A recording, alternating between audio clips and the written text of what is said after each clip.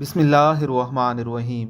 सैयदना सोबान रज़ी अल्लाह ताला अन्हु इरशाद फरमाते हैं कि रसूल अल्लाह सल्लल्लाहु अलैहि वसल्लम ने फरमाया, जो इंसान मुसलसल अल्लाह को राज़ी करने पर लगा रहता है तो फिर एक वक्त आता है कि अल्लाह जिब्रील से फरमाते हैं, मेरा फ़लाँ बंदा मुझे राज़ी करने के लिए कोशां था, अब उस पर मेरी रहमत हो चुकी।